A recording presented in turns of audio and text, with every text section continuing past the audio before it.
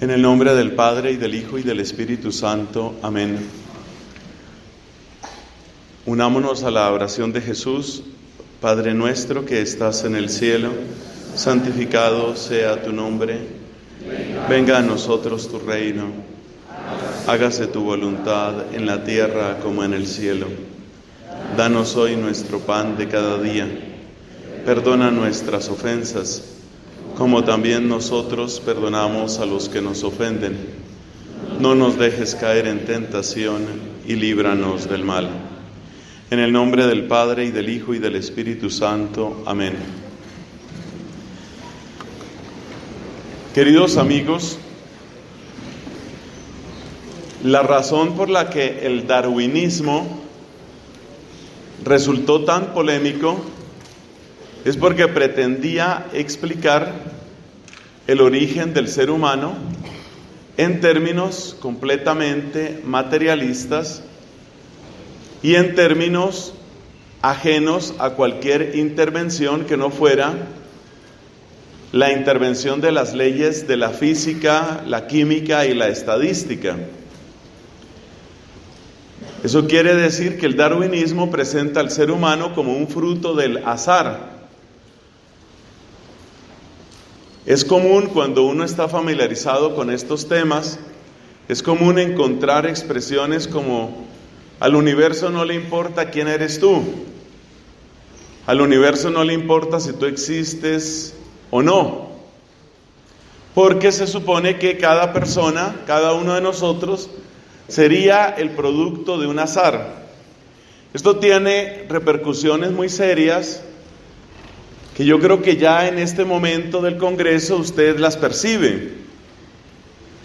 Por ejemplo, si cada ser humano es el fruto del azar, es muy fácil pasar de ahí a la conclusión de que el ser humano se puede reemplazar. Una mota de polvo se reemplaza por otra mota de polvo.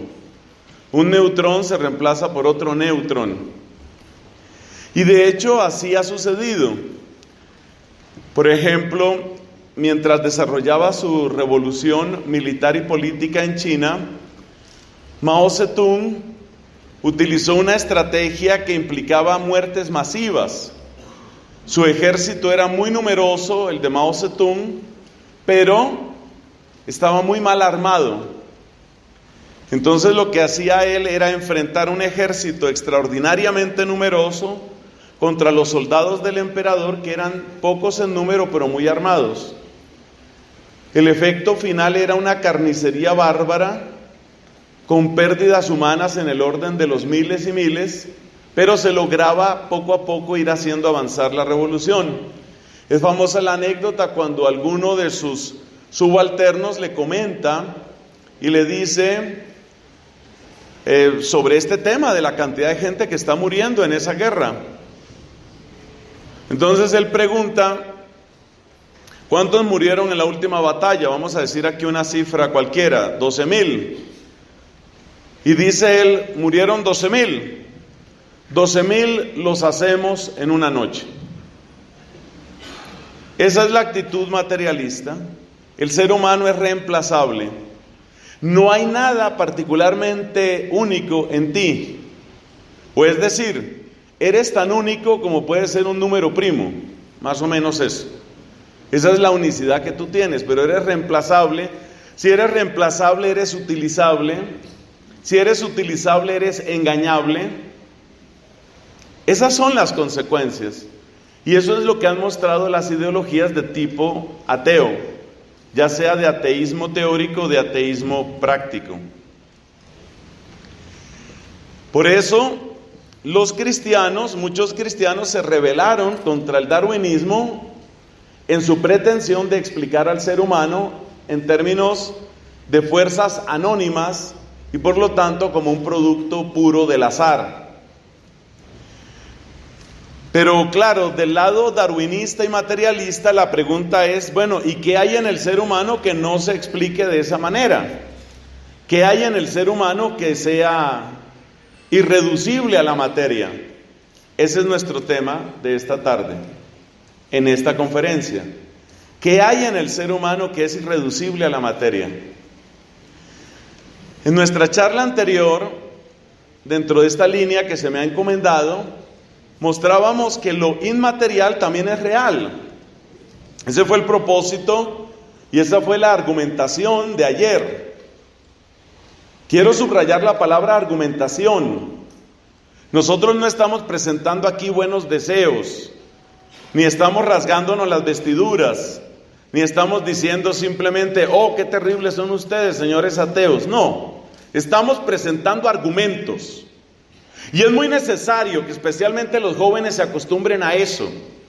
Si usted es tan crítico en tantas cosas, sea crítico también con los que le llegan con ese tipo de ideología. Nosotros como cristianos, como católicos, no tenemos que tener miedo a la verdad, ni a la verdad histórica, ni a la verdad filosófica, ni a la verdad científica. Por eso estamos presentando argumentos. Y ahora queremos presentar argumentos de qué es irreducible en la inteligencia humana, irreducible a la materia. Ese es nuestro propósito. Nuestra exposición de hoy tendrá, como la de ayer, tendrá también 5 partes. Vamos a empezar maravillándonos ante esto que llamamos inteligencia. Pero nos encontramos con una dificultad de entrada. Como en tantas otras ocasiones, la palabra inteligencia es una palabra bastante manoseada y muy mal entendida. Mi experiencia como docente es que lo que más le hace daño, sobre todo a las mentes jóvenes, es el uso de la palabra inteligencia cuando se aplica de modo idéntico a los animales y a las personas.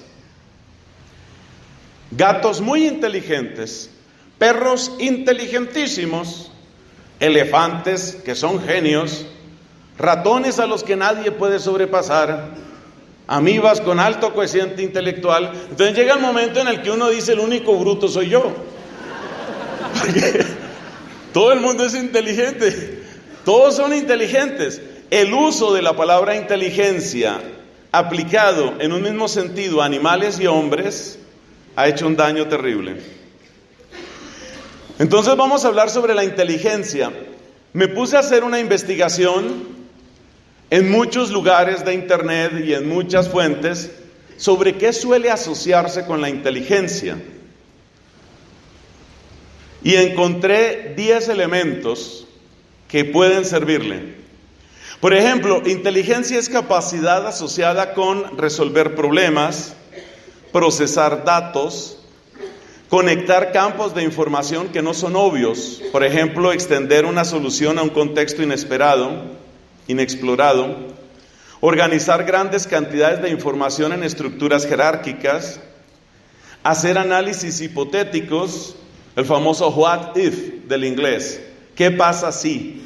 Prever rutas alternativas, establecer prioridades sobre la base de razones, hacer preguntas pertinentes, ver las ventajas de situaciones adversas o riesgos potenciales de situaciones o personas favorables, percibir y poder expresar matices y sentidos diversos en gestos y palabras, desarrollar argumentos que no dependan de gustos o disgustos. Esa lista seguramente no es exhaustiva, pero creo que abarca bastante de lo que solemos entender por inteligencia. Inteligencia es resolver problemas, pero resolver problemas es algo que hacen los animales, algo que hacen las plantas, algo que hacemos nosotros los seres humanos. Resolver problemas. Entonces, las 2 primeras definiciones de inteligencia las tenemos en común con los animales e incluso con las plantas.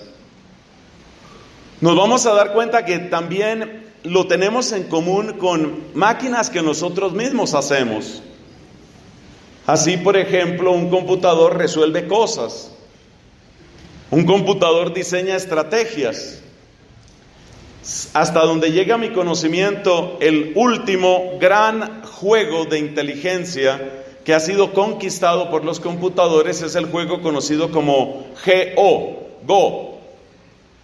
Go es un juego de estrategia que se hace en un tablero que puede ser bastante grande, como de 19 por 19, Es un juego muy complicado, uno tarda mucho tiempo en entenderlo y uno pierde muchas veces.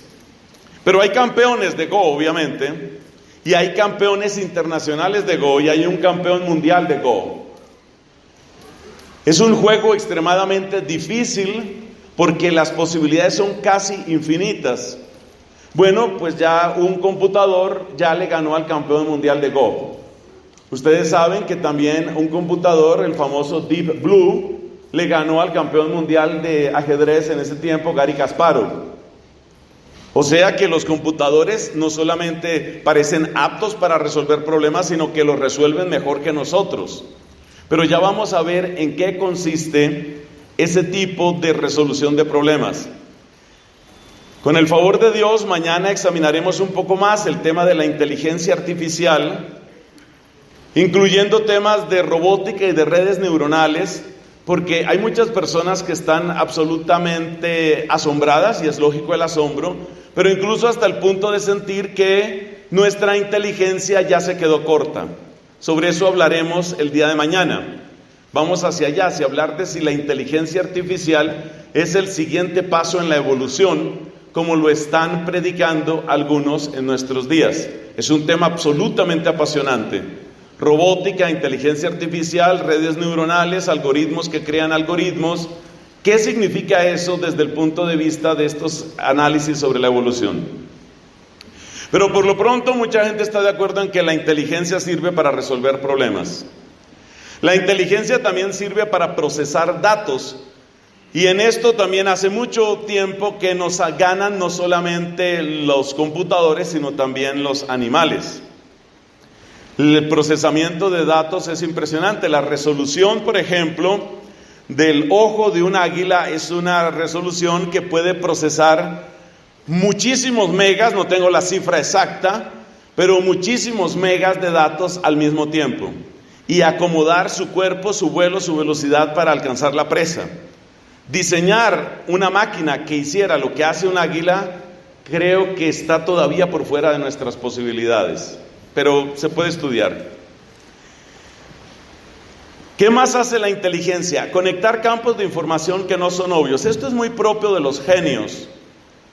Las personas que tienen una inteligencia superior, muy superior, usualmente se toma como inteligencia tipo genio, aquel que supera 150 en el cociente intelectual. 100 se supone que es la norma, lo normalizado. Si una persona registra consistentemente más de 150 en una prueba de cociente intelectual, se le considera genio. Muchas de estas personas tienen esta capacidad de conectar campos de información que no están relacionados. Así, por ejemplo, en la antigüedad, un genio de la antigüedad fue Pitágoras, el mismo el del teorema, que lleva su nombre. Pitágoras fue el primero en relacionar la música con los números. Él se dio cuenta que si tienes una cuerda, produce una frecuencia. Si tú tomas exactamente la mitad de la cuerda, la frecuencia que produce cualquiera de las dos mitades es exactamente el doble. Como cuando tú pasas de un do, de una escala, al do inmediatamente superior. Esos experimentos convencieron a Pitágoras de que el mundo se podía entender desde la perspectiva de los números. Algo parecido sucede con las columnas de aire. Una columna de aire que tú reduces a la mitad produce una frecuencia que es el doble. Relacionar la música con los números, eso es lo que estamos diciendo aquí, eso es inteligencia, llegar a hacer ese tipo de conexiones.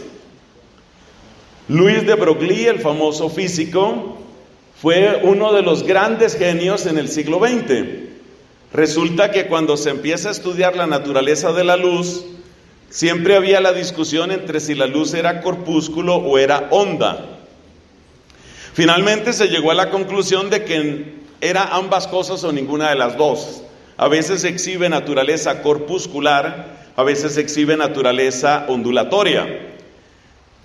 Pero a nadie se le había ocurrido, que yo sepa, antes de Broglie, a nadie se le había ocurrido que no es solamente que las ondas, o lo que nosotros conocemos como ondas, presente una naturaleza corpuscular, sino que también la materia, que siempre la hemos conocido como corpuscular, puede tener una onda asociada. Entonces de Broglie empezó a asociar ondas, de manera que él dijo que había una ecuación de onda que estaba asociada a la partícula del electrón. O sea, él le dio la vuelta a la cosa. Mientras que la luz la conocimos sobre todo como onda, pero tiene naturaleza de cuerpo, pues los cuerpos que hemos conocido como cuerpos pueden tener también una naturaleza de onda. Y así ha sucedido con muchos otros genios. El campo que he conocido un poquito más es el campo de la física por razón de mi preparación profesional, pero lo mismo sucede en muchas otras cosas. Por mencionar un caso de la biología, usted recuerde lo que sucedió con Gregory Mendel al hacer los estudios de genética. Él se preguntaba por qué puede llegar a suceder que aunque el padre y la madre, o macho y hembra, aunque el padre y la madre no presenten una determinada característica, sí puede salir en la prole de ellos algo que no estaba en ninguno de ellos. El caso típico es padre que no es rubio, madre que no es rubia y hijo rubio. Y no estamos hablando de ningún tipo de trampa. Pues resulta que existe el concepto de gen recesivo.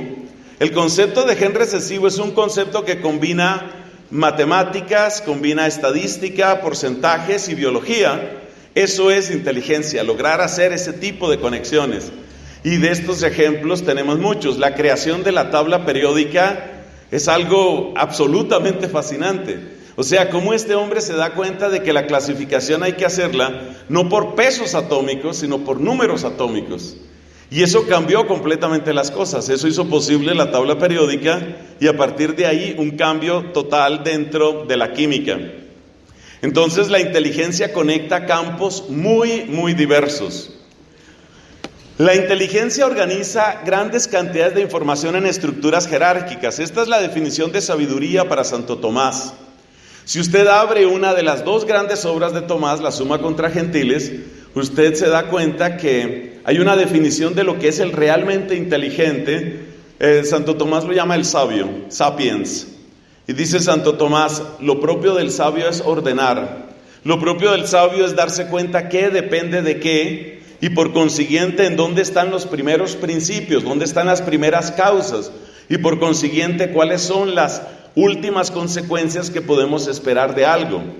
Entonces los sabios son aquellos que no necesariamente tienen la mayor cantidad de conocimiento acumulado en su cabeza, eso sería simple erudición, sino que tienen mayor jerarquía de conocimiento en su cabeza. Es muy satisfactorio, produce una alegría muy grande encontrarse con una persona que tiene esas características. Incluso las sociedades más materialistas han cultivado una cierta admiración hacia esas personas. Por eso vemos que el grupo musical de los Beatles, en un momento de su vida sienten la necesidad de buscar sabiduría y se van por allá al Nepal a encontrarse con estos gurúes para que ellos les expliquen, o él les explique, fue sobre todo un maestro que les explique cómo es el universo.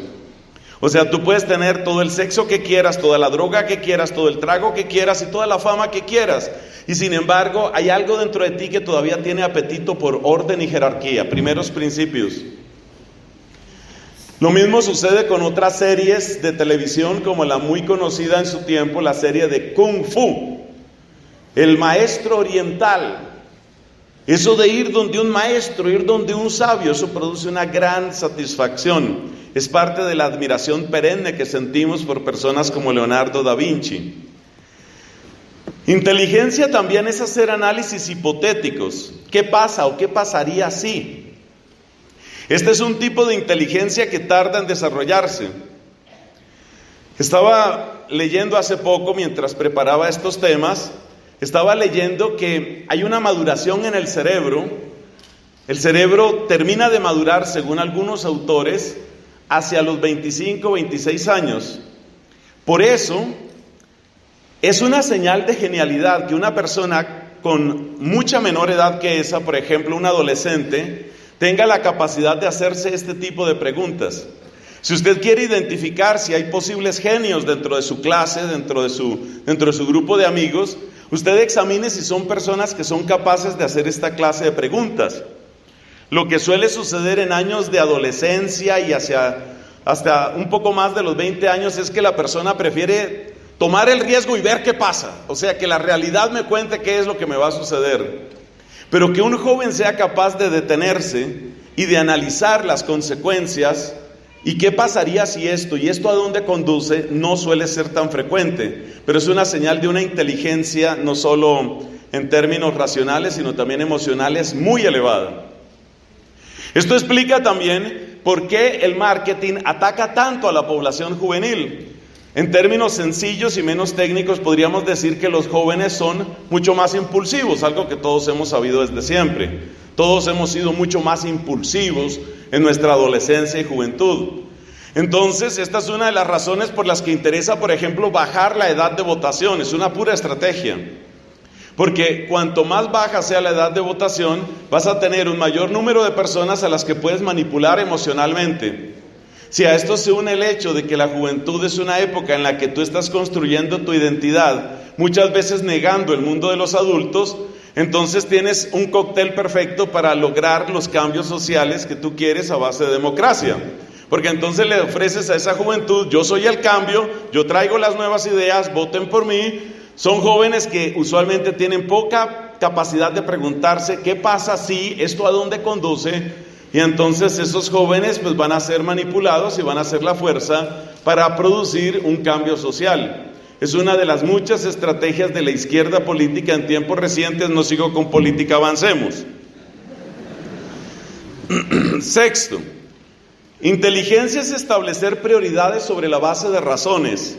Cuando tú hablas con una persona y le preguntas: ¿y por qué escoges esto en vez de esto? Y la respuesta de la persona es: pues me pareció, pues porque sí, no sé, como que no me veía en eso. Cuando tú veas a una persona que está dando ese tipo de respuestas, no te desesperes, pero ten la certeza: no estoy ante un genio. No estoy ante un genio. Una de las cosas asombrosas de las personas que tienen una inteligencia muy elevada es la capacidad de tener razones aún para cosas comparativamente pequeñas, mucho más para las trascendentes. Eso es muy propio de la inteligencia. Hay ejercicios muy interesantes que se están haciendo en instituciones educativas. Yo creo que eso sucede aquí con nuestros amigos agustinos, y es el poner precisamente a la gente joven a que entre a discutir ideas. La discusión de ideas es una de las herramientas principales en el fortalecimiento de lo que conocemos como inteligencia. El hacer preguntas pertinentes. Una persona que oye un discurso y lo entiende, o si es un discurso de cierto nivel intelectual, ya nos admira. Pero la persona que oye un discurso y que es capaz de hacer una pregunta sobre algo que no quedó claro dentro de esa exposición, está mostrando que su nivel de inteligencia está muy por encima. Muy, muy por encima. Terminemos esta breve lista para seguir con el tema de lo que sucede o suele suceder con los animales. Ver ventajas en situaciones adversas o riesgos en situaciones favorables. Esto es muy propio de las personas inteligentes. La persona que se queda corta, la persona que simplemente lamenta, la persona que se hunde en su tristeza, además de las circunstancias anímicas y todo aquello que también es importante, desde el punto de vista de la inteligencia, está mostrando que hay algo que podría ser mejor, por decirlo de un modo caritativo. Hay una anécdota que se cuenta, yo no puedo certificar que es cierta, pero podemos creer que sí. Una de las personas con mayor inventiva en tiempos recientes es Thomas Alva Edison. Él utilizaba su inventiva para lograr productos nuevos, pero también para quitarle productos a otras personas y presentarlos como propios. O sea, su inteligencia no significa necesariamente que fuera una persona moralmente correcta. Ese también es un dato importante. No idolatremos la inteligencia. Hay gente que puede ser muy inteligente para robar ideas o para aprovecharse de otros o para manipular a otros. Pero bueno, Thomas Alva Edison, además de esa inteligencia interpersonal y además de su astucia, ciertamente era un genio en muchos aspectos. Se cuenta que alguna vez se incendió el laboratorio donde él había estado trabajando durante mucho tiempo. La gente estaba devastada, los que trabajaban con él. Y lo que dice la leyenda, espero que la leyenda sea cierta, pero en todo caso nos deja una lección. Lo que dice la leyenda es que cuando estaba junto a las cenizas de todo eso, comentó este hombre, bueno, ya se quemaron todos mis errores. Eso es exactamente lo que estamos diciendo en este punto, el ver las ventajas de situaciones adversas. El darse cuenta de que la situación adversa encierra una oportunidad es algo que suele denotar una gran capacidad intelectual, además de otras cualidades. Hoy estamos hablando más de la inteligencia, pero por favor no idolatremos la inteligencia, lo repito por última vez. Percibir y poder expresar matices y sentidos diversos en gestos y palabras. Esta es una de las definiciones favoritas de inteligencia para el teólogo jesuita Bernardo Lonergan, fallecido en 1984, fue el autor sobre el que yo trabajé en mi tesis doctoral. Bernardo Lonergan tiene expresiones muy interesantes sobre la inteligencia y una de ellas es que la inteligencia implica la capacidad de hacer lo que él llama diferenciaciones de conciencia. Cuando una persona te escucha y te hace una pregunta en el sentido de ¿eso qué quiere decir en este caso? Esa persona está mostrando que tiene una gran capacidad intelectual. Si la persona es capaz de deducir ella misma cómo se está utilizando un mismo término con distintos sentidos, eso también suele hablar de una tremenda capacidad intelectual, el discernir esa clase de matices. Debemos tener presente estas distintas variedades y expresiones de inteligencia porque, entre otras cosas, aunque no es el tema principal del Congreso, yo estoy seguro que muchos de nosotros, muchos de ustedes, queridos amigos, pueden sin duda alguna explotar mucho más de los talentos que el Señor les ha dado. En 10º lugar, desarrollar argumentos que no dependan de gustos o de disgustos. Esto es muy propio de la inteligencia. Lograr un argumento incluso en contra de uno. Sobre esto hay una anécdota preciosa de Santo Tomás de Aquino, por razones obvias, uno de los santos que más admiro, y las razones son muchísimas. No es solo porque tengamos la misma comunidad. En el tiempo de Santo Tomás, la universidad medieval tenía una estructura en la que el debate era algo permanente. Yo creo que eso nos hace falta en nuestra época. En nuestra época todos nos volvimos de merengue. Todos nos volvimos frágiles y casi no se puede contradecir a nadie porque ya me estás ofendiendo. Toda esta pelea con todas estas controversias, especialmente con el lobby LGBT y toda esta gente, ha llevado a ese ambiente en el que contradecir a una persona es ofenderla. Y es muy interesante ver que a pesar de que se calumnia tanto a la Edad Media, parece que esa gente era mucho más robusta que nosotros y mucho más honesta y mucho más capaz de decir las cosas en la cara. No estoy de acuerdo con usted. No estoy de acuerdo con nada de lo que usted haya dicho y mis razones son estas. Eso le hace falta al mundo actual y eso le hace falta a la academia actualmente. Por eso yo quiero felicitar a las personas que con mucha generosidad se ponen en esa tarea y se ponen en la tarea de contradecir.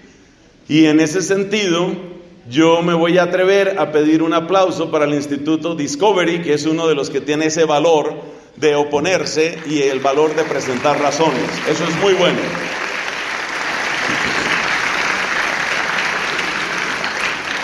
Pero les iba a hablar de Santo Tomás.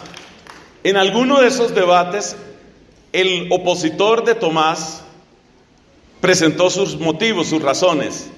Y una de las costumbres que tenía Tomás, muy propia de quienes entran en esta clase de debates, es resumir la postura del adversario, sobre todo para estar seguro de que lo estoy entendiendo bien. Y entonces Tomás resumió lo que le había dicho su contrincante, su adversario, e incluso añadió una o dos razones que iban a favor de él. Y el otro se queda asombrado y le dice, yo no lo hubiera podido decir mejor. Eso es señal de una inteligencia altísima. La capacidad de capturar completamente el pensamiento de otro, decirlo incluso mejor de lo que él lo diría y añadir razones que parecen ir en favor del otro. Por supuesto, después de que hizo eso, pues Tomás presentó su propia postura, rebatiendo punto por punto todo lo anterior. La inteligencia es un don precioso, es un don maravilloso, pero no podemos detenernos más en estos actos de admiración.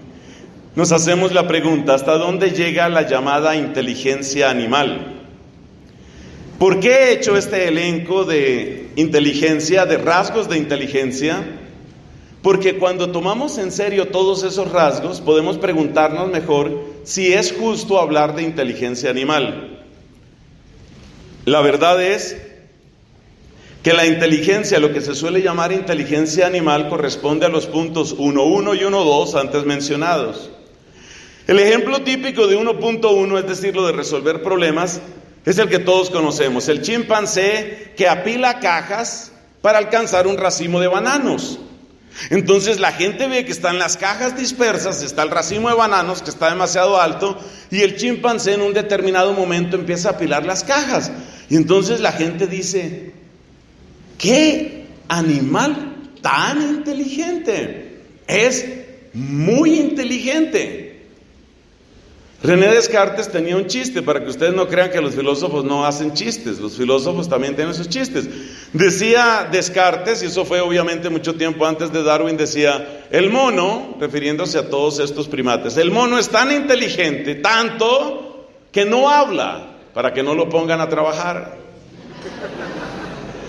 Entonces, la gente ve que un animal resuelve un problema y dice, es muy inteligente. Encontró su camino dentro de un laboratorio.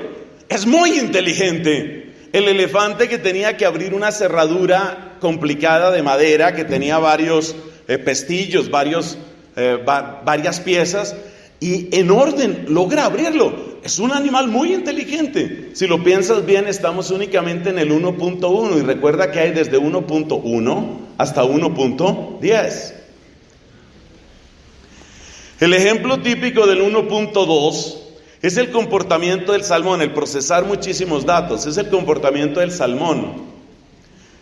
Todos conocemos que el salmón nace en determinados arroyos, ríos, desciende, y después se devuelve, pero es que se devuelve muchos años después, y se devuelve exactamente al arroyo donde él mismo había nacido.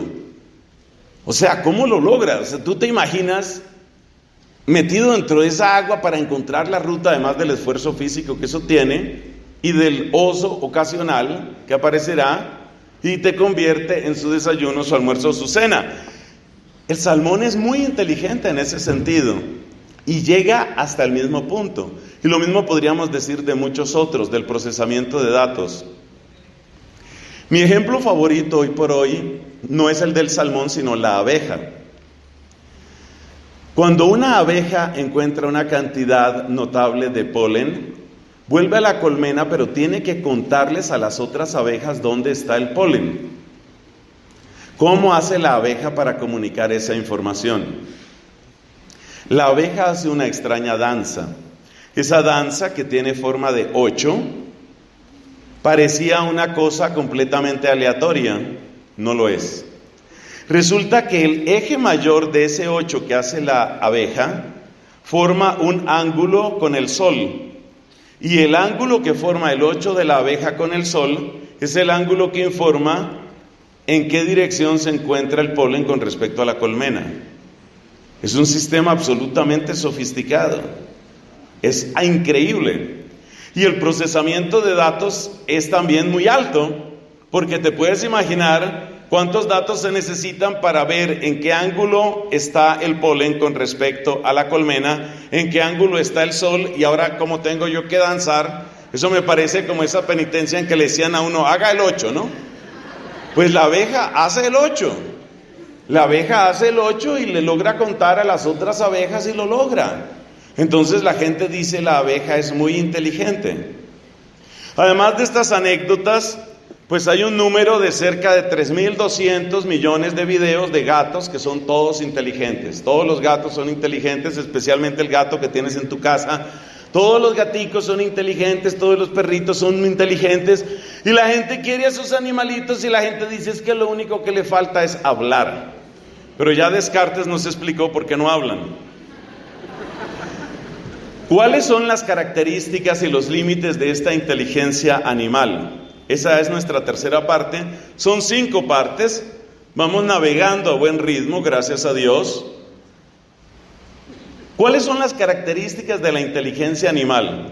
Aquí me apoyo sobre todo en algunas observaciones sobre lo que es el entendimiento agente en Santo Tomás y me baso en los escritos de inteligencia sentiente del filósofo español, vasco para ser más precisos, Javier Zubiri, con Z.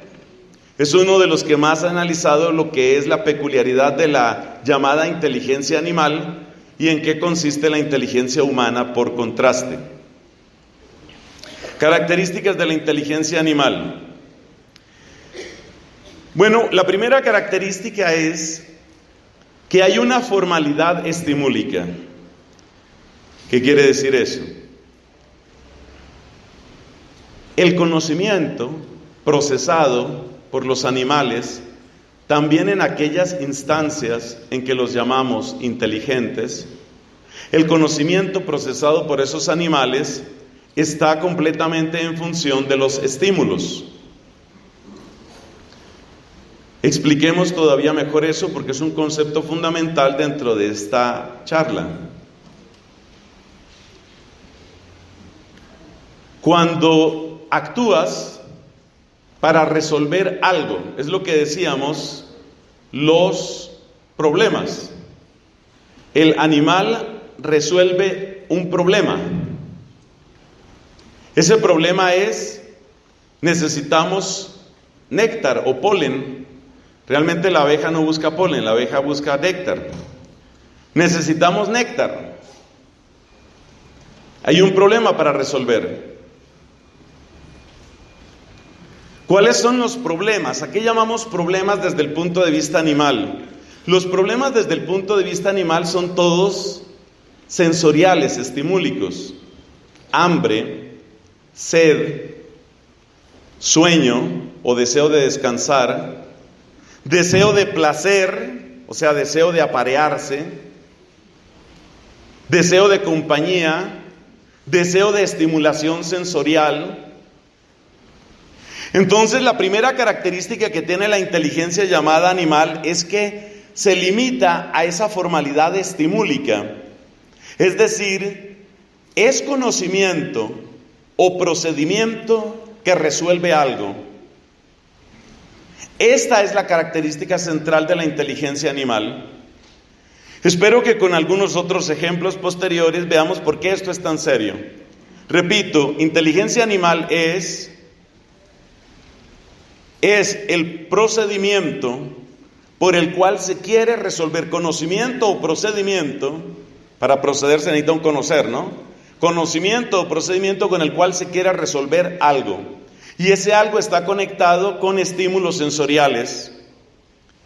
Hambre, sed, sexo, descanso, entretenimiento, etc. Eso es lo que Zubiri llama formalidad estimúlica. Uno al principio no se da cuenta qué falta dentro de ese modo de conocer y ese modo de proceder. Pero cuando vayamos avanzando hacia el ser humano veremos qué es lo que hace falta.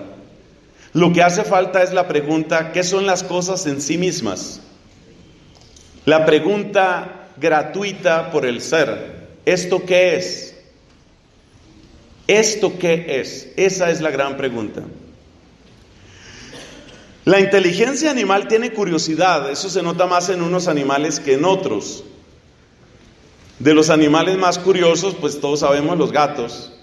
Pero la curiosidad está enclaustrada en el plano del sentir. Y aquí hay un ejemplo que creo que nos puede ilustrar.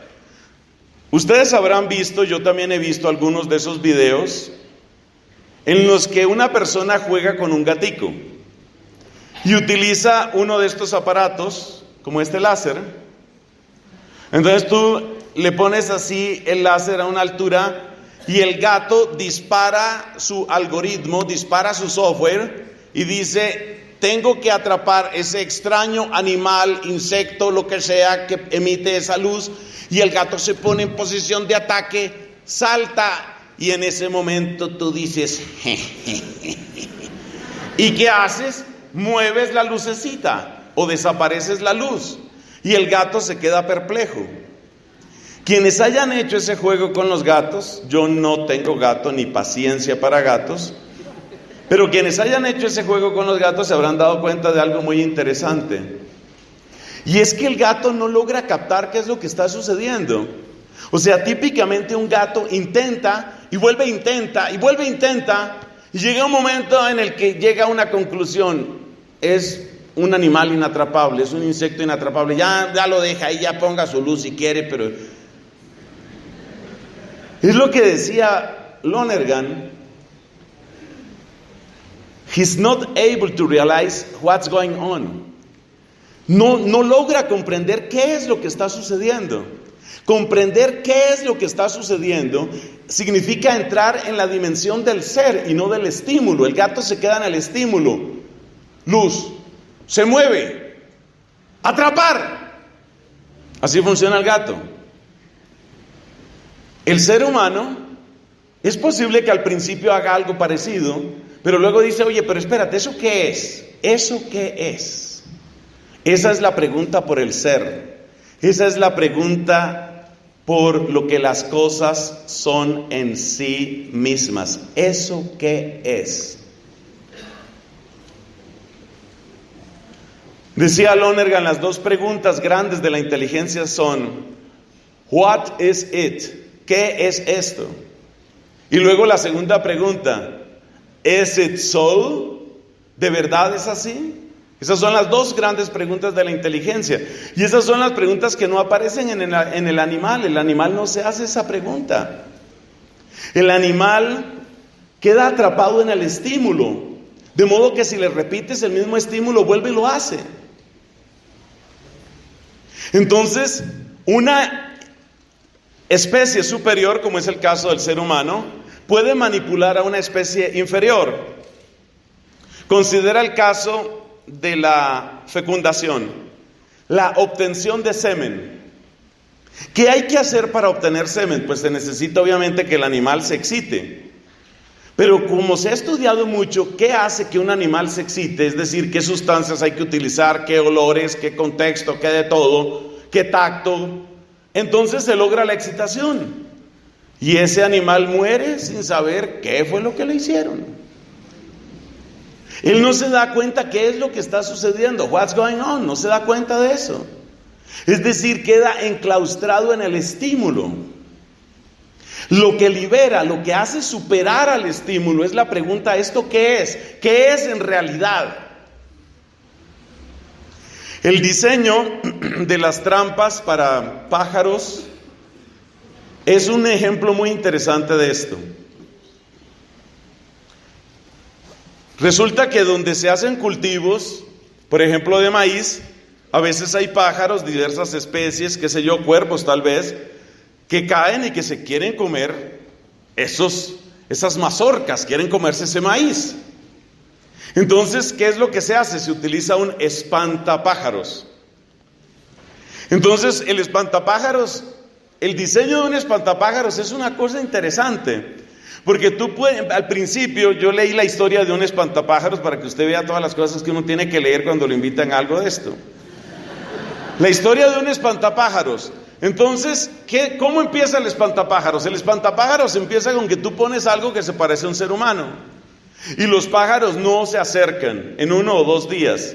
Pero cuando se dan cuenta que ese ser humano no se mueve, entonces vuelven y se acercan, primero probando a ver si se mueve, no se movió, entonces puedo atrapar esto.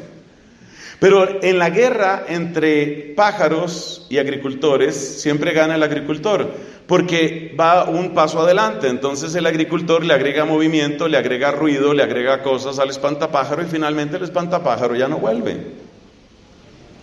¿Por qué? El espantapájaro, efectivamente el espantapájaro no vuelve, ni el pájaro tampoco. Son trucos que uno utiliza para ver si la gente está realmente. Bueno, amigos, entonces pasa, íbamos en que no vuelve ni el pájaro ni el espantapájaros, íbamos en que la inteligencia es la que logra hacerse la pregunta: ¿esto qué es en realidad? ¿Esto qué es de verdad? ¿Esto qué es de verdad? Y luego la otra pregunta que decía Lonergan, ¿de verdad es así? O sea, el double check, el volver a comprobar, el asegurarse. Sigamos con el tema de los animales. Los animales tienen un telos significa una finalidad, un target, un propósito, que es externo y que es inamovible. ¿Externo en qué sentido? En que no depende del individuo. Como decía algún científico alemán, no hemos conocido el primer animal que haga dieta voluntaria. No hemos conocido el primer león que haga voto de castidad. O sea, la ley se le impone al león. Llegó la época de celo, el aspecto, el olor, lo que sea de la leona, le despierta la excitación y allá va el león. Y después habrá leoncitos. Así funciona. Es algo que se impone sobre el león. Solo el ser humano es capaz de objetivar, de tomar distancia, incluso sobre sus propios deseos. Entonces, la persona dice, yo quisiera dormir mucho, pero estoy en exámenes finales, tengo que dormir poco. Yo quisiera comer cosas, el médico es terco y me dice que no, entonces no voy a comer lo que quisiera comer. Eso, que es un acto de voluntad, depende en primer lugar de un acto de inteligencia, de la comprensión de lo que es correcto, de lo que es bueno, de lo que es útil. Entonces, el ser humano es capaz de darse un telos, es capaz de ponerse una meta, es capaz de hacer un propósito. El animal más rápido que tenemos sobre la tierra es el guepardo. Ese es el animal más rápido. Puede alcanzar una velocidad impresionante. Pero el guepardo nunca intenta vencer su propio récord. A él su velocidad le sirve para conseguir alimento. Él no está contabilizando su tiempo, él no tiene una finalidad para la velocidad distinta de conseguir la presa. 3.4. El comportamiento de los animales es entonces un comportamiento innato. La danza de las abejas, ese 8 que hace la abeja, se ha observado desde hace miles de años, que las abejas siguen haciendo sus 8 de la misma manera. El diseño de los panales de las colmenas es un diseño hexagonal. Es un problema matemático fascinante de descubrir cómo es la manera más inteligente para economizar material en ese espacio. Es algo brillante, pero los panales de las abejas son exactamente iguales hoy que los panales de hace 3.000 o 5.000 años o en la época de los egipcios, exactamente los mismos. Entonces nos damos cuenta que realmente en los animales lo que está operando es una especie de software. Es como si tuvieran una serie de programas que se activan en determinadas circunstancias. Tiempo de celo, tiempo de aparearse, allá voy, acabó tiempo de celo, ya no me interesa. Tiempo de descanso, voy a dormir y así sucesivamente. Por supuesto, este software tiene jerarquías.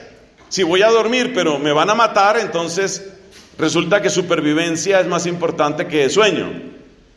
Pero uno se da cuenta que se trata de objetivos, se trata de propósitos que vienen impuestos. Eso que viene impuesto por la naturaleza es lo que desde siempre se ha llamado instinto.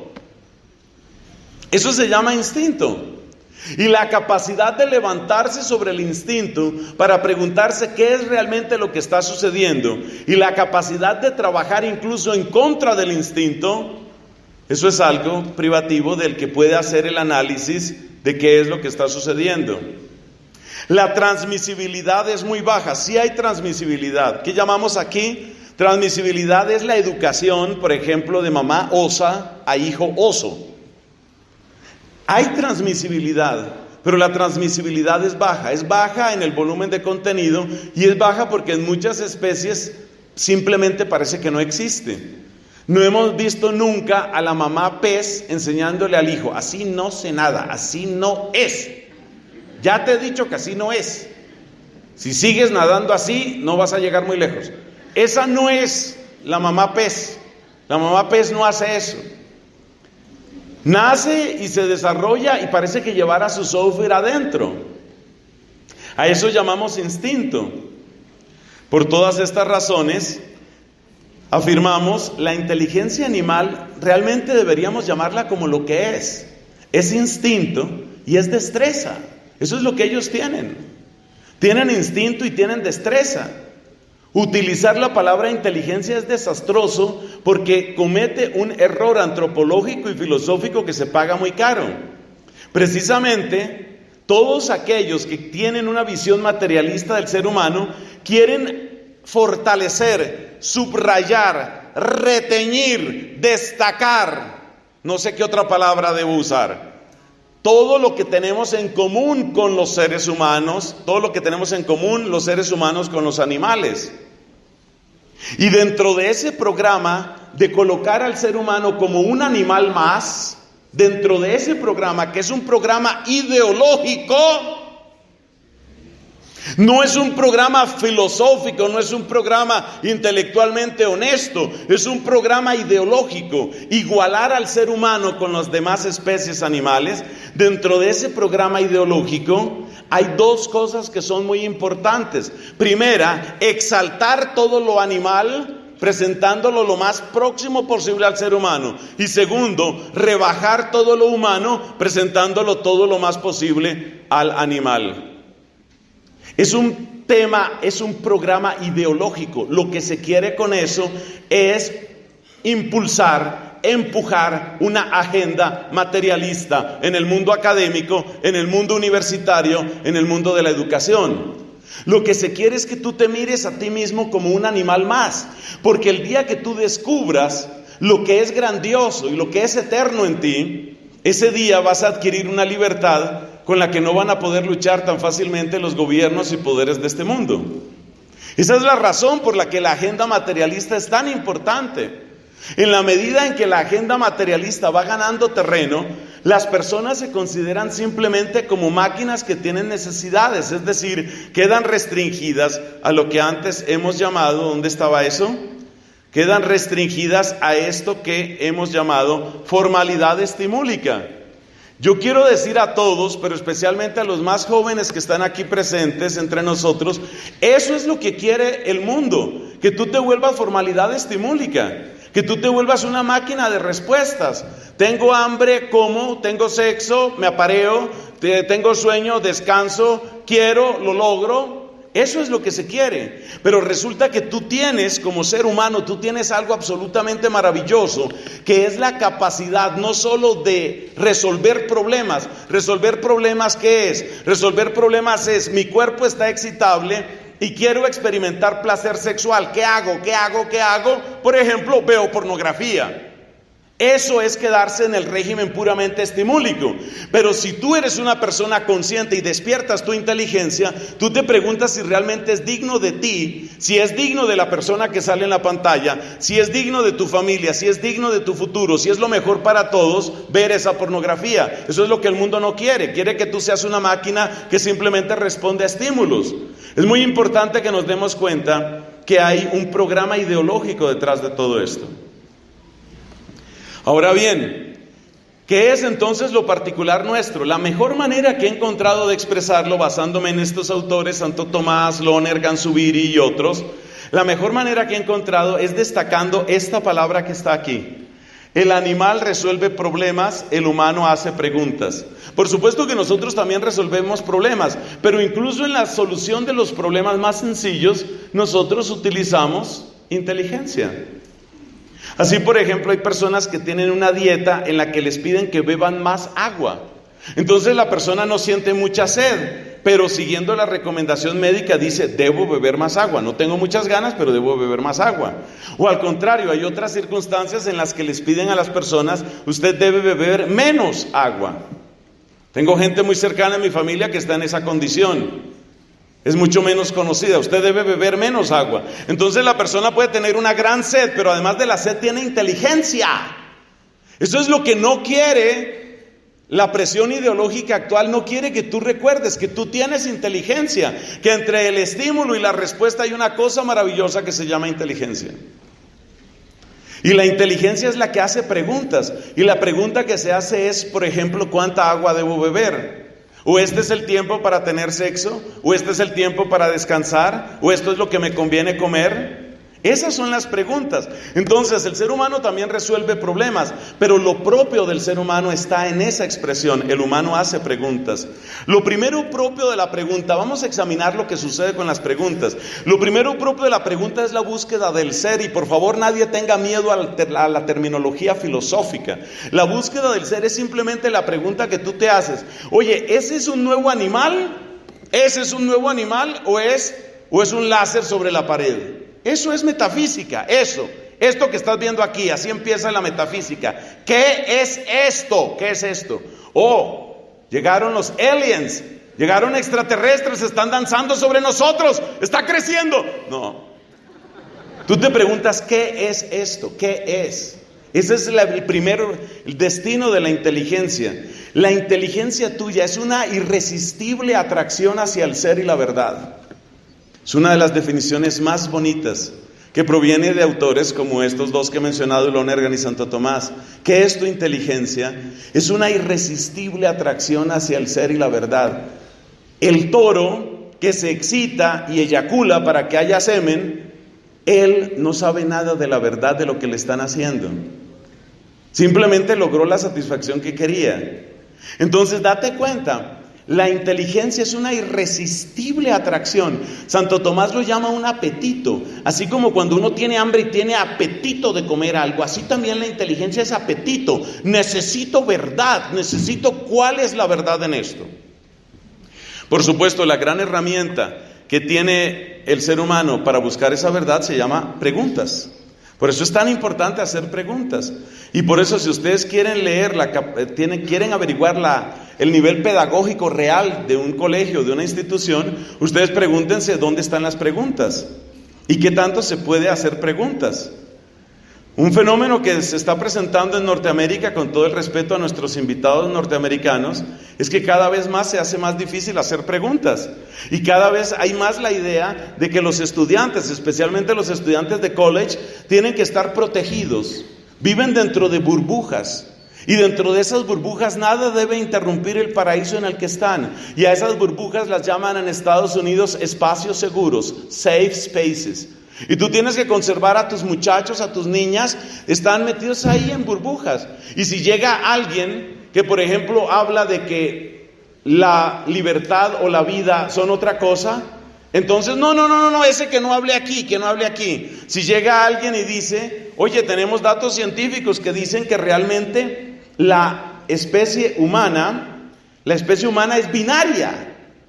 La especie humana es binaria, hombre o mujer, tenemos datos científicos. No hables, homófobo, fuera de aquí, no puedes hablar aquí. ¿Por qué? Porque este es un safe space, este es un espacio seguro, aquí no se puede cuestionar. Hermanos, hay un programa masivo de embrutecimiento de la juventud. Pero gracias a Dios que creó a la orden agustiniana.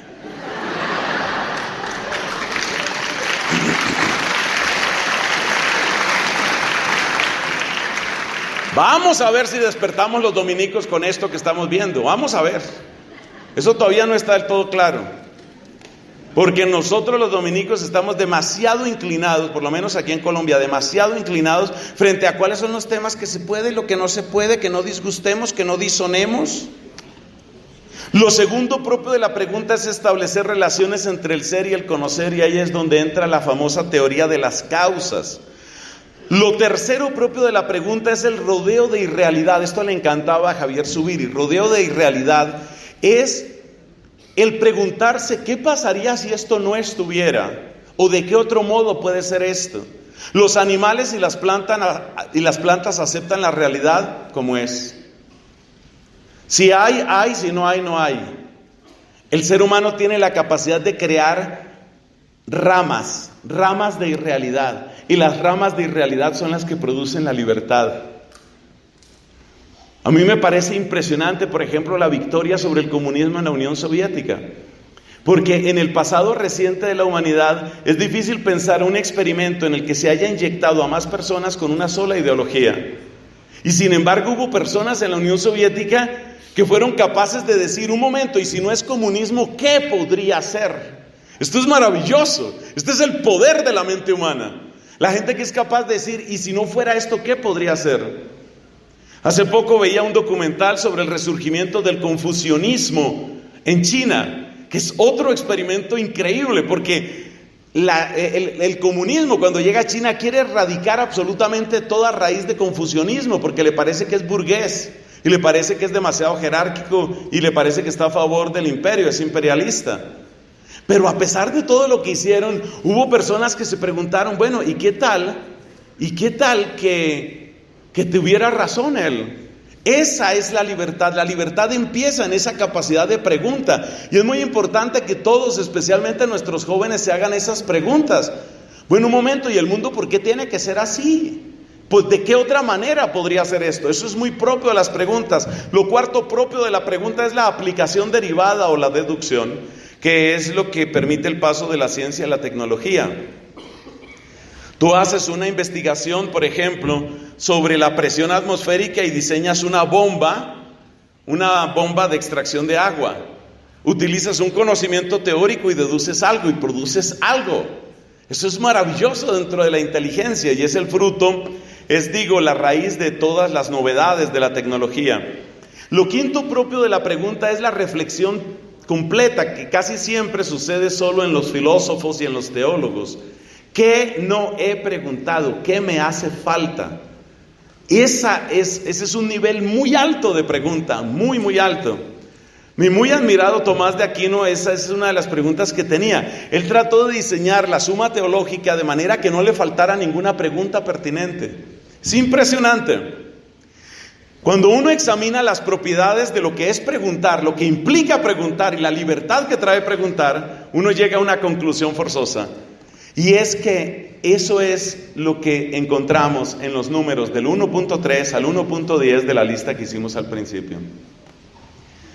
Acuérdese que eran 10 puntos, el 1.1 y el 1.2 lo tienen los animales, del 1.3 al 1.10 lo tenemos los seres humanos y solo nosotros, porque del 1.3 al 1.10 todo eso proviene de una capacidad fantástica que se llama la capacidad de preguntar. Es algo maravilloso. Le preguntaban a un sociólogo norteamericano, lamento no recordar el nombre, cuál era la gran diferencia entre la clase social alta y la clase baja. Y entonces le preguntaban si lo determinante era en dónde había nacido. Y él dijo, en cierto sentido sí. Pero si usted examina un niño de clase alta y un niño de clase baja, al niño de clase baja se le ha acostumbrado a que las cosas son así, y son así, y son así. Al niño de clase alta se le educa desde el principio a que ahora las cosas son así, pero vamos a ver cómo las vas a hacer tú. Y eso marca la diferencia. Es decir, si tú quieres educar personas libres, edúcalas para que sean capaces de cuestionar, para que sean capaces de preguntar, para que sean capaces de decir, ¿y por qué esto? Y es maravilloso, si la Iglesia Católica toma la vanguardia en esto, yo sería el hombre más feliz del mundo. Terminemos en la relación entre inteligencia y materia. Estamos al borde del tiempo, eso me preocupa un poco, pero vamos a ver un poco la relación entre inteligencia y materia. La pregunta por el ser o por la esencia o por la causa formal trasciende lo sensible. En la naturaleza no hay líneas rectas ni círculos perfectos. Estoy dando un ejemplo a partir de la geometría. Que nosotros sepamos, ningún gorila, ningún chimpancé, ningún delfín, ningún pulpo, porque muchos animales se han puesto de moda como animales inteligentes. Entonces, el pulpo es inteligente, el delfín es inteligente, todos son inteligentes. Los únicos que no son tan inteligentes son algunos políticos. Más o menos así nos están vendiendo las cosas. Pero mira, resulta que en la naturaleza no hay líneas rectas. O sea que el descubrimiento de la línea recta es un descubrimiento estrictamente superior a la naturaleza. ¿Usted qué opina de eso? El descubrimiento de la línea recta es algo que trasciende toda la naturaleza física. El descubrimiento del círculo es algo que trasciende toda la naturaleza física. Descubrir que todos los triángulos inscritos en un círculo y que tienen como lado uno de los diámetros necesariamente tienen 90 grados. Descubrir eso no existe en la naturaleza. La naturaleza tiene aproximaciones, pero yo no te estoy hablando de una aproximación, te estoy hablando de un resultado exacto. Entonces, ¿qué quiere decir esto? Que el ejercicio propio de la naturaleza desde el comienzo supera el nivel puramente sensible y por consiguiente supera lo puramente físico, supera la materia. ¿Y dónde sucede eso? En ti y en mí. Nosotros, cada uno de nosotros es una victoria sobre el mundo puramente material. Cada uno de nosotros. Tú eres una victoria sobre el mundo puramente material. Y no tienes que irte a clases de yoga, a clases de pilates o ir a un gurú o a un maharashi para que te lo diga. Para eso viene uno al Liceo Cervantes. No hay ninguna, tampoco les den tantos aplausos a los agustinos. Entonces, no tienes que irte donde ningún gurú para que te diga, redescubre tu dimensión espiritual. Te lo estoy diciendo yo y te lo estoy diciendo con razones, ahí están. Cada razonamiento abstracto es una victoria sobre la materia. Yo sé lo que algunos dirán, pero todo eso sucede en el cerebro. Mira, necesitamos más tiempo para eso, no lo tenemos hoy, mañana vamos a tratar de tocar eso. Vamos a tratar de tocar el tema de hasta dónde el cerebro es el hardware de nuestro pensamiento. Es una de las preguntas para mañana. Porque esa es la hipótesis del sistema materialista, que el cerebro es el hardware del pensamiento. Y no lo es. El cerebro es indispensable para el pensamiento, pero no es el hardware del pensamiento. Esa es la posición a la que nos lleva un hombre como Tomás de Aquino. Segundo, toda materia es informada, o sea, tiene algún tipo de forma. Forma no significa solo figura, significa estructura y configuración. Toda materia es informada, pero el ser humano tiene una forma que es capaz de recibir formas. Esta es la definición tomista de inteligencia. Tener una forma capaz de recibir formas.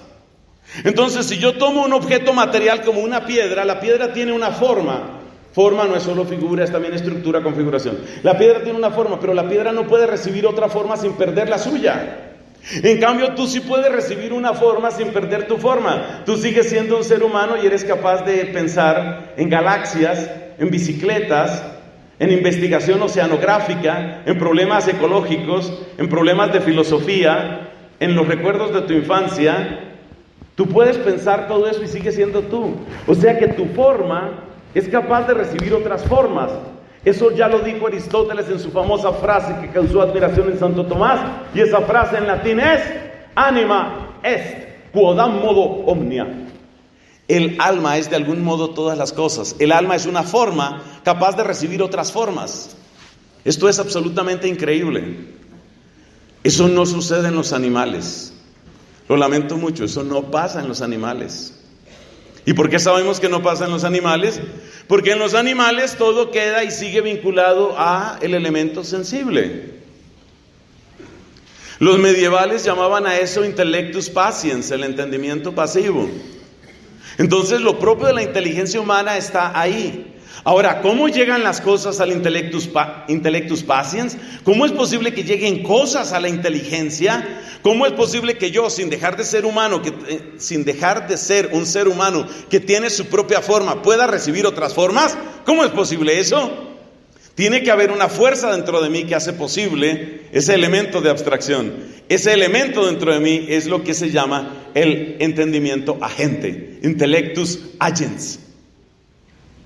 Pero lo primero y lo característico nuestro es el intellectus patiens, la capacidad de recibir formas. Y esto solo lo tiene el ser humano.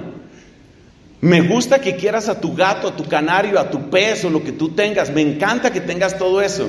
Pero ellos no tienen esta capacidad. Tercero, ¿puede la materia producir por sí sola una forma capaz de recibir formas? Yo estoy presentando argumentos.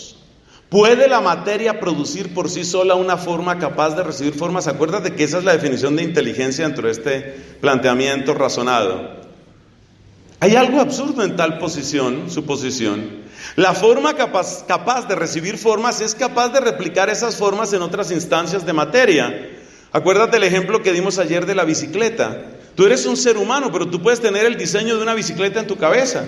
Y tú llegas a otro país y haces una bicicleta. O sea, tú llevabas la bicicleta en ti. Es absolutamente fantástico. Entonces, la forma que es capaz de recibir otras formas tiene poder sobre las otras formas. Y aquí llegamos a una conclusión tremenda. Si la materia pudiera hacer algo así, tendría la capacidad de mejorarse a sí misma, desde sí misma. No por azar, como dice el darwinismo, no por ninguna ley estadística, como dice el darwinismo, sino que tendría una potencia intrínseca y permanente de mejorarse a sí misma. Por supuesto, esto va en contra de un principio científico y filosófico obvio, que es el principio de razón suficiente. Es evidente que esto no puede ser así. Entonces te das cuenta que la materia no puede tener una forma que pueda recibir otras formas. Y los computadores acumulan datos. Ningún computador ha hecho ni puede tener una abstracción. De esto comentaremos mañana con el favor de Dios. Los computadores no hacen abstracciones. Los computadores lo que hacen es tomar datos sensoriales y a partir de esos datos sensoriales hacer hipótesis sobre lo que está sucediendo. Entonces, por ejemplo, toman ciertos rasgos y dicen, ahí viene una persona. Toman otros rasgos y dicen, ahí viene la misma persona. Y ahí viene otra persona. O ahí viene un perro. O ahí pasó un pájaro. Pero son datos sensibles procesados. Los computadores no pueden abstraer. No va a resultar ahora que nos arrodillemos delante de la obra de nuestras manos en contra de lo que dice la Biblia. Entonces date cuenta que el tener una forma que puede recibir otras formas es algo que no lo puede producir la materia. Ya tú sabes para dónde va esto. Nos faltan solo 2 afirmaciones. Gracias por la paciencia de todos. Como esto es absurdo, como es absurdo decir que la materia puede producir todo el tiempo algo superior a sí misma, no por azar, porque eso es lo que te van a decir, no, es que es el azar, la ley de probabilidad y la estadística. No, esto no es azar. Como es absurdo afirmar que la materia es capaz de producir algo superior a sí misma por una fuerza que está solamente en ella, es necesario afirmar que en el ser humano hay un principio espiritual, un principio no material, un principio superior a la materia. Esto se llama alma. No es porque lo diga el Papa, no es porque lo diga el sacerdote, no es porque lo diga la Biblia. Estos se llaman razonamientos, estos se llaman argumentos. Y esto está respaldado por todo un cuerpo de datos científicos. Mire usted las investigaciones que se hacen sobre inteligencia animal. Usted se dará cuenta, por ejemplo, que todos los intentos de enseñar lenguaje a los animales son intentos que llegan hasta el punto sensorial, hasta ese punto llegan. Eso es lo propio de los animales. Pero cuando quieres pasar al nivel de la abstracción, entonces el animal no se deja, dice Descartes, porque lo ponen a trabajar. Terminamos. Como la operación del alma, es decir, la capacidad de ser una forma que recibe otras formas, como la operación del alma trasciende a la materia, y como no depende de ella, lo más lógico es afirmar que el alma es inmortal. Esto es lo lógico. Decir que el alma es mortal es ilógico. La única posibilidad de afirmar alma inmortal es afirmar la aniquilación del alma. Pero como el alma no proviene de la materia, te toca terminar afirmando ¿qué? ¿Qué te toca terminar afirmando? Que el que creó el alma la destruye, lo cual es ilógico por otras razones. Entonces, amigos queridos, esta es la inmensa dignidad del ser humano. Como dicen tantas propagandas y trailers de películas, esto es lo que no quieren que tú sepas. Esto es lo que ellos no quieren que tú sepas, porque el día que tú examines estas razones, yo aquí las expongo a máxima velocidad y se me traba la lengua y todas esas cosas. Yo aquí lo expongo a máxima velocidad, pero si tú luego miras esto, porque esto se va a publicar en YouTube, si tú luego miras esto y lo miras despacio y lo examinas y miras cada una de las diapositivas y miras los argumentos, tú solo puedes llegar a una conclusión. Y esa hermosa conclusión es: dentro de mí hay una puerta de eternidad. Y si dentro de mí hay una puerta de eternidad, entonces soy algo absolutamente único en el universo. Decía el Papa Benedicto, es muy distinto decir que tú eres una brizna que surgió por el azar a decir soy único. Y dentro de esta unicidad y dentro de esta irrepetibilidad hay una dignidad infinita en cada uno de nosotros. Y de ahí te sale toda la moral, de ahí. De ahí sale todo lo que vale el ser humano. De ahí sale el respeto que cada ser humano merece.